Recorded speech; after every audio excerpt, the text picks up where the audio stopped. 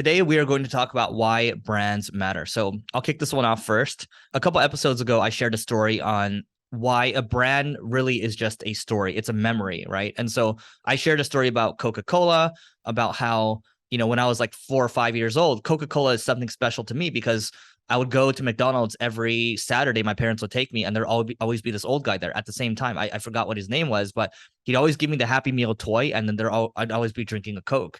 And so that reminded me of like the generosity of a stranger, frankly. And it reminds me to be generous and maybe pay that forward in the future, right? So a brand tells a story, and that's why I think at a high level brands matter. So Neil, why don't we go back and forth here? I do too. Like here's an interesting stat. If you Google the term shoes in the United States, that term alone is super popular. Shoes were searched 1.5 million times in the United States each and every single month. If you look at one of the bigger shoe brands, it's Nike. Yes, they have other stuff, but they're mainly known for shoes. And Nike, that term in the United States gets searched currently 7.5 times. If you look at Uber became bigger than the taxi cab industry, and they actually made it bigger. If you look at Apple, they actually made the watch industry become much larger through their new watches the iWatch, I believe it's called iWatch.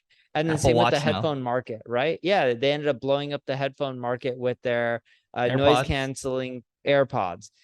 The point we're getting at is if you're a brand and you focus on creating an amazing product, amazing service, you can actually make your industry bigger, but you can become the category leader. And then you can just be known for anytime someone's interested in that. Great example of this is Tesla is really like the first big electric car company. And when people just think electric cars, they just think Tesla, and then that's the main option. And what's funny is I was listening to an interview that Eric ended up passing to me from My First Million with Andrew Wilkinson. And he starts it off talking about Tesla and how it's not really the best car in the world. Yeah, it's quiet. The technology is great, but you look at BMW and Mercedes, he's spot on. The seats are just more comfortable. The inside is just much better and more luxurious. Heck, even Ford has more comfortable seats than a Tesla. They actually haven't done that well on making the interior of their car that amazing. Yeah, I mean, here, look at it this way, right? When I think about, let's use Tesla as an example. So I used to have a Tesla, right? The experience of the autopilot. That's like that aha moment, right? It's like I will always remember that as the best car I've driven to date. And there are going to be better cars in Tesla, like no doubt, right? Now, the other side of things is why did Spotify acquire the rights for Joe Rogan for a couple of years? It's because Joe Rogan has so many people that follow him and he delivers a certain experience. And that's why it's called the Joe Rogan experience, right? This podcast itself, the reason why you might continue to listen, this is a conjecture here, is that you're at least getting a couple nuggets, when you're listening to this, right? And you can come back every now and then, get a couple nuggets and go implement it in your business, and you're going to grow. And hopefully you felt like we've contributed to your growth somehow, whether it's in your career or your business or whatever it is exactly. So a brand is an experience. A brand tells a story. The reason why we have our Apple devices, Neil and I have older iPhones now, but the reason we have them is because iPhones are quality. It just works, and we like kind of the how everything combines with each other. So just remember, a brand tells a story, and just remember also, if your customers aren't too happy right now, you got to think about the experience that you're delivering and how you can level that up. Yep.